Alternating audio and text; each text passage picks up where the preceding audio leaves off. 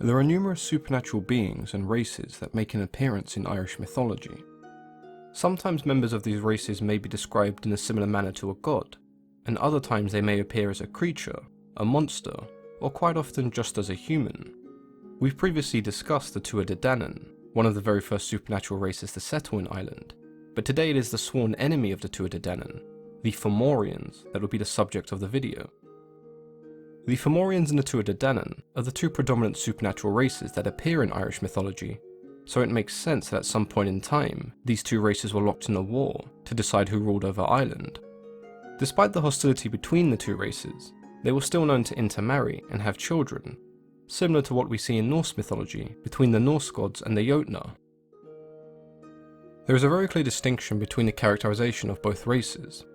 The Tuatha Dé Danann are often shown to represent growth and civilization, whereas the Fomorians were gods and creatures associated with darkness, death, and the destructive qualities and powers of nature. This definitely manifests itself in their physical appearance. The Tuatha Dé Danann are very similar to human in appearance, but the Fomorians on the other hand come in numerous shapes and sizes. They often appear as small to medium-sized creatures, with deformities that sometimes resemble goblins or other mischievous creatures. But if we break down the meaning of their name, perhaps we can understand how they were originally viewed by the Irish. In Old Irish, the word foe was thought to mean below, beneath, or lower. The word more, meaning great or big, derived from an Old Irish term that was thought to describe a demon. This fueled the belief that the Fomorians may have been large beings or creatures that came from beneath the ground or even the sea. I do personally like these interpretations of the Fomorians, as they have quite a Lovecraftian feel to them. Regardless of their size, it was quite common for the Fomorians to be described or depicted as having a variety of deformities, be it missing or additional limbs, a hunched back, or a body covered in large warts and pustules.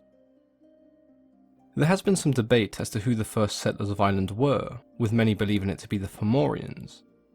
If we follow the medieval myth of Partholón, who arrived in Ireland with his people 300 years after Noah's flood, when they eventually settled, the Fomorians were already there.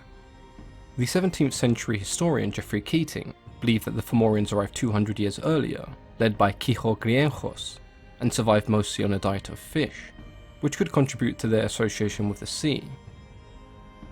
The people of Partholón would eventually go to war with the Fomorians in the Battle of Maith, the first battle of Ireland. According to the Le Borg Bala Erin, the Book of the Taking of Ireland, 300 Fomorians took part in this battle, and along with their leader, they were all slain. There are some contrasting details regarding the location of the battle and how many Fomorians were killed. They all seem to agree that the battle was won by Partholón and his people. The people of Partholón would prosper for hundreds of years before they would eventually all die of the plague.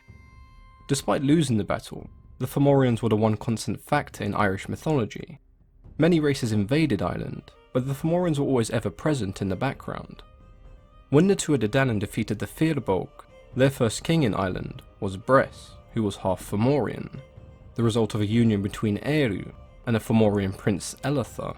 Both Elatha and Bress were described as being extremely beautiful, contrasting from the appearances we described earlier. Bress, however, turned out to be quite a questionable king, forcing the Tuatha Dé Danann to work as slaves, paying tribute to the Fomorians. He would eventually be dethroned and lose all authority, fleeing to his father, asking for help in restoring his kingship. His father refused to help him, as he thought he was an unworthy king. With no other options, Bress turned to Balor, a fierce Fomorian war chief, with a large eye in the middle of his forehead that, when opened, caused untold destruction. Balor agreed to help Bress, and together they raised an army to challenge the Tuatha Dé Danann for the rule of Ireland. The Tuatha Dé Danann would be led into battle by another half Fomorian, Lugh, whose mother was Balor's daughter. This battle would be referred to as the Second Battle of Maith Tuired, the Fomorians being led by Balor and the Tuatha Dé Danann by Lugh. The current king of the Tuatha Dé Danann, Nuada, would be slain in the battle when Balor opened his poisonous eye, killing all those that gazed upon him.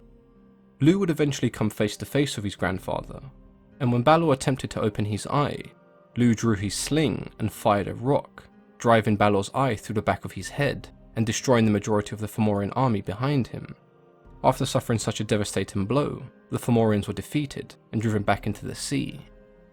Over time, the meaning of the word Fomorian changed to instead refer to pirates or seaborne raiders. The Fomorians are such an interesting race because they can literally appear as anything: gigantic monsters, small agile creatures with unique deformities, or just as a handsome prince.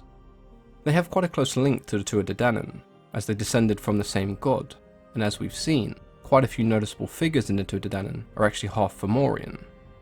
I'd love to know how you picture the Fomorians. Do you see them as a horde of demonic creatures that came from underground? Perhaps as giants that rose from the sea? Or maybe a mix of both? Let me know in the comments below. As always, I've been your host, Mythology and Fiction Explained.